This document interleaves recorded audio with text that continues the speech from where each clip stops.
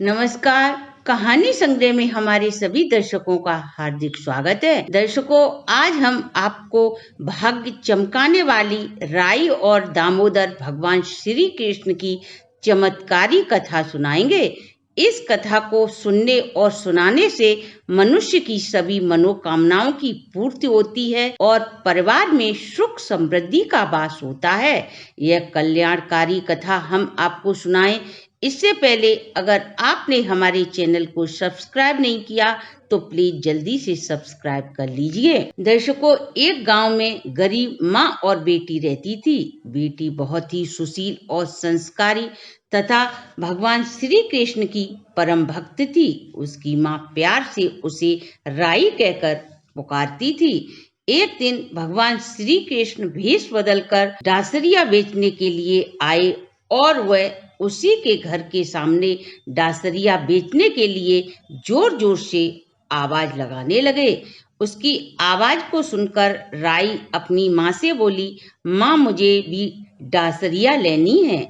माँ ने कहा, बेटी मेरे पास पैसे नहीं है, ये बाजरी ले जा और डासरिया ले आ। वह बाजरी लेकर डासरिया वाले के पास पहुंची तो भगवान ने उसके हाथों में फूंक मार दी, जिससे फूंस का तिनका राई की आंख में चला गया। वह जोर जोर से रोने लगी। भगवान वहां से चले गए। थोड़ी ही देर में वह एक वैद्य का भेष बनाकर आवाज लगाने लगे। उसकी आवाज को सुनकर राई की माँ बाहर आई और बोली, मेरी बेटी की आंख में फूंस गिर गया है, क्या आप उसे निकाल देंगे? भगवान भेषधारी वैद्य बोले, मैं निकाल दूंगा, परंतु उसके बदले तुम्हें मेरी बेटी के साथ विवाह करना होगा। राई की माई तैयार हो गई। कार्तिक शुक्ल पक्ष की एकादशी को विवाह की तारीख पक्की हो गई। अब राई की माँ विवाह की तैयारी करने लगी। अब वह सुनार के पास जाती है और कहती है, मेरी बेटी की शादी है, अतः मुझे चांदी की पायल और बिछिए गढ़वाने हैं। सुनार बोला, मेरे पास समय नहीं है, मैं तो भगवान श्री कृष्ण के विवाह के गहने गढ़ रहा हूँ।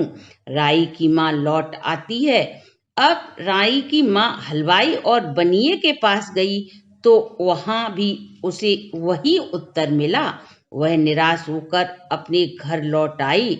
जब वह घर आई तो उसने देखा कि झोंपड़ी महल में बदल गई है और उसके घर धन और अन्न के भंडार भरे पड़े हैं। तय समय पर भगवान श्री कृष्ण ने राई से विवाह करने के लिए आए और शादी कर उसे द्वारका ले गए।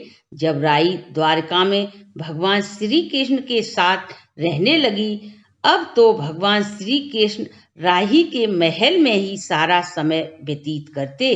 इस कारण अन्य रानियां रानी से ईर्ष्या करने लगीं।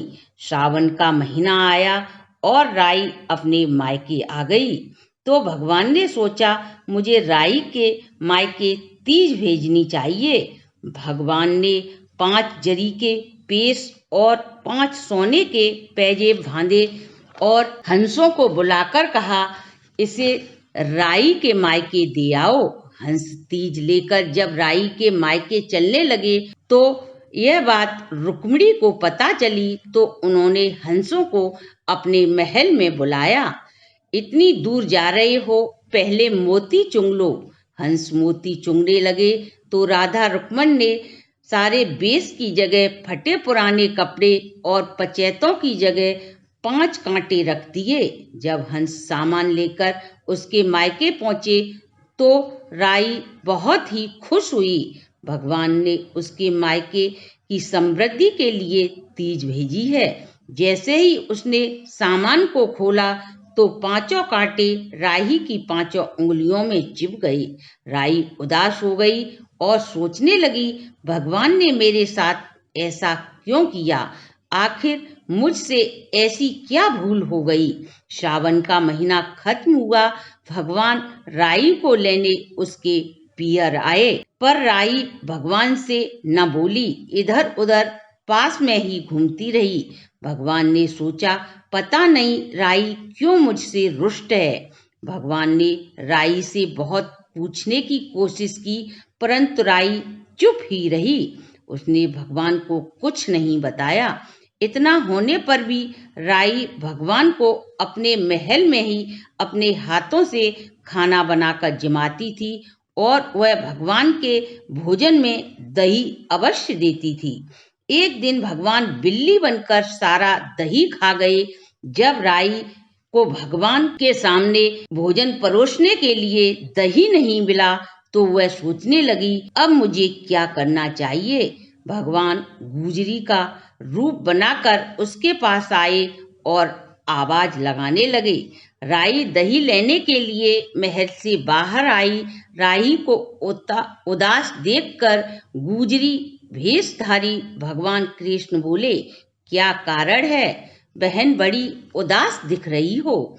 तब गुजरी रूपधारी भगवान बोले, हम दोनों हम उम्र ही हैं, सहेलियां जैसी हैं, कृपा करके अपने मन की पीड़ा हमें बताओ। तब राई ने गुजरी रूपधारी भगवान को सारी बातें बताईं।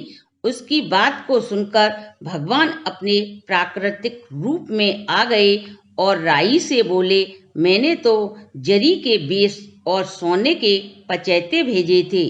भगवान ने तुरंत हंसों को बुलाया और पूछा, यहाँ तीज लाते समय क्या तुम कहीं रास्ते में रुके थे या नहीं। हंसों ने बताया, हाँ, हम राधा रुक्मन के महल में गए थे, वहां उन्होंने हमें मोती चुनने के लिए आमंत्रित किया था। जब भगवान ने रुक्मन से पूछा तो रुक्मन ने बताया कि राई की वजह से आपने हमारे महल में आना ही छोड़ दिया, इसलिए हमने ऐसा किया। भगवान बोले, हम तो प्रेम के भूखे हैं, जहाँ प्रेम से मिलता है वह जगह हम छोड़ते नहीं हैं।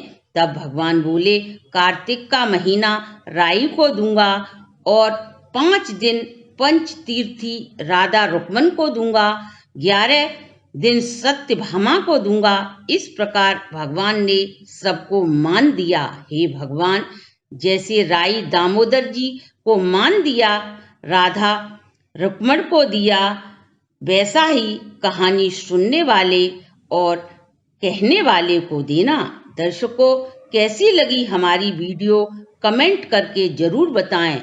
यदि आपको हमारी वीडियो अच्छी लगी हो तो शेयर करें और आपने अभी तक हमारे चैनल को सब्सक्राइब नहीं किया तो सब्सक्राइब करें, बेल आइकन को प्रेस करें, जिससे हमारी नई वीडियो की जानकारी सबसे पहले आपको प्राप्त हो सके।